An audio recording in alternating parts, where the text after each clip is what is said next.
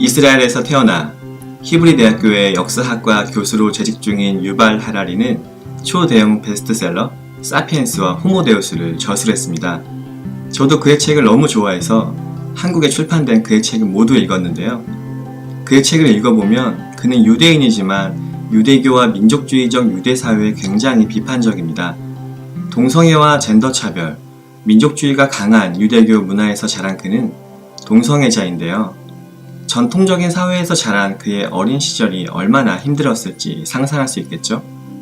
상처와 의문이 많았던 20대의 유발 하라리는 어떻게 인류의 역사를 관통하는 통찰력을 가질 수 있었을까요? 그는 과연 우리 같은 평범한 사람과는 유전적으로 다른 존재일까요? 최근에 읽은 그의 책 21세기를 위한 21가지 재원을 읽어보니 그의 통찰력이 어디서부터 기원했는지 알 수 있었습니다. 자, 그럼 그의 이야기를 한번 들어볼까요? 10대 시절의 유발 하라리는 인생에 대한 질문이 많은 학생이었어요. 왜 세상에는 고통이 있지? 경제가 성장하고 소비를 하면 내가 행복해질까? 신과 천국과 지옥이 있을까? 국가와 민족이 과연 나의 정체성일까? 사랑과 모험이 나를 행복하게 해줄까? 10대의 유발 하라리가 보기에 이 모든 것들은 허구였어요. 대학에 가서도 유발 하라리의 고민은 끝나지 않았죠. 학문의 세계도 유발 하라리가 가진 인생의 큰 질문에 만족을 주지는 못했습니다. 중세 병사들의 자전적 기록을 주제로 박사학위 논문을 쓰고 철학책을 읽고 토론을 벌였지만 이런 활동들은 유발 하라리에게 지적 즐거움은 주었지만 진정한 통찰은 주지 못했습니다. 20대의 유발 하라리는 답답했어요. 어느 날 그의 친구 론이 새로운 방법을 제안하죠. 책과 지적인 토론은 제쳐두고 빗바사나 명상 코스에 한번 참여해봐. 20대의 유발 하라리는 일종의 뉴에이지 미신 정도로만 생각하고 거절합니다. 하지만 끈질긴 친구의 권유에 2000년 4월 10일 과정의 빗바사나 수련에 참석하게 되죠. 다리를 꼬고 앉아 눈을 감고 코를 통해 숨이 드나드는 데에 모든 주의를 집중하세요. 그리고 아무것도 하지 마세요. 숨이 들어오면 들어오는구나. 나가면 나가는구나. 다른 생각이 일어나면 내가 다른 생각을 하고 있구나 하고 자각만 할 뿐입니다.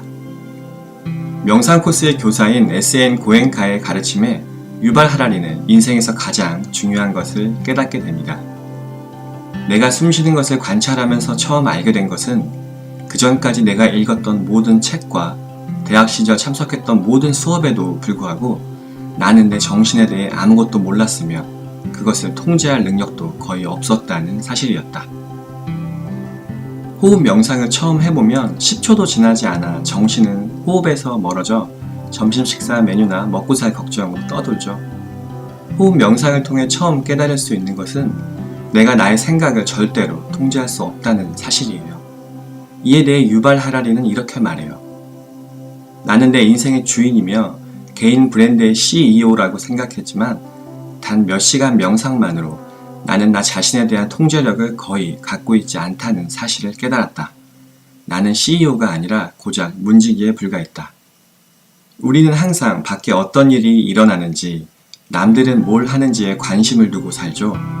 스마트폰으로 뉴스를 보고 페이스북에 올라온 타인의 일상을 관찰합니다. 집에 와서는 TV 앞에 앉거나 노트북 앞에 앉아 또다시 외부 세계에 집중하죠. 결국 우리는 자신을 모른 채 살아갑니다.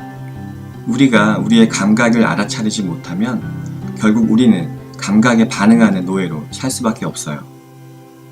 내가 아끼는 자동차를 누가 긁고 갔다고 생각해보세요. 연락처도 남기지 않고요. 우리는 자동적으로 분노라는 감각에 반응합니다. 그 분노는 명치에 타는 듯한 느낌과 가슴에 느껴지는 답답함과 빨라지는 심장 박동이죠. 내 소중한 자동차는 고통을 느끼지 않아요. 우리 몸이 고통을 느낍니다. 결국 내 기분이란 것은 세상이 만든 것이 아니라 내 몸의 생화학적 기제가 만드는 감각에 반응하는 거예요. 영화 인사이드 아웃을 기억하시나요? 인사이드 아웃의 라일리는 진정한 자아가 있는 것이 아니에요. 기쁨이와 슬픔이, 버럭이 등이 조작하는 느낌에 반응하고 있죠.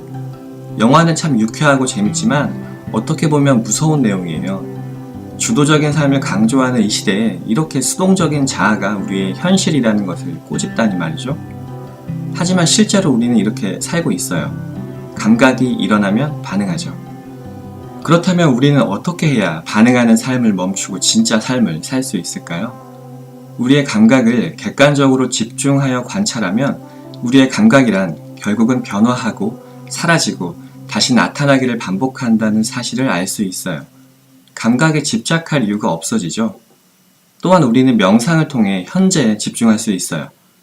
계속적으로 일어나는 고통스러운 생각이나 미래에 대한 걱정들은 실체가 아님을 깨닫고 현재에 집중할 수 있죠. 명상을 통해 더 차분해진 마음과 휴식을 취한 뇌는 일상에서도 생산성을 크게 높여줍니다. 유발 하라리는 말하죠. 2000년의 첫 과정 이후 매일 2시간씩 명상을 시작했다. 그리고 매년 한두 달간 긴 명상 수련 휴가를 간다. 현실에서 도피하는 것이 아니라 현실에 더 가까이 가는 것이다. 이런 수행을 통해 얻는 집중력과 명정함이 없었다면 사피엔스나 호모데우스를 쓰지 못했을 것이다. 하지만 실제 명상은 굉장히 어려운 일이에요. 명상은 우주와 합일하거나 마음의 평화를 얻는 행위가 아니에요. 내 감각에 집중하는 행위입니다. 즉 여러분이 공부를 하거나 책을 읽을 때와 같이 고도의 집중력을 사용해야 가능하죠.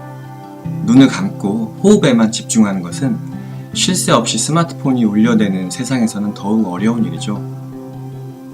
하지만 실행할 수 있다면 여러분의 삶을 엄청나게 나아지게 할 거예요. 저는 우울증으로 오랫동안 고생했어요. 하지만 명상을 통해서 과거의 후회와 미래에 대한 걱정이 아닌 현재의 내 삶과 지금 내가 해야 할 일들에만 집중하게 되었어요. 그리고 엄청나게 행복한 삶을 살게 되었어요. 현실은 그대로지만 현실을 바라보는 제 안경이 바뀌었거든요.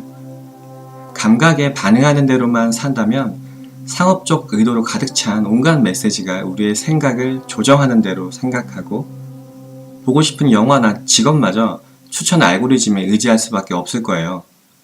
세상이 원하는 삶이 아니라 내가 원하는 삶을 살고 싶다면 명상을 꼭 시도해보세요. 절대 후회하지 않을 거예요. 빈 페이지였습니다.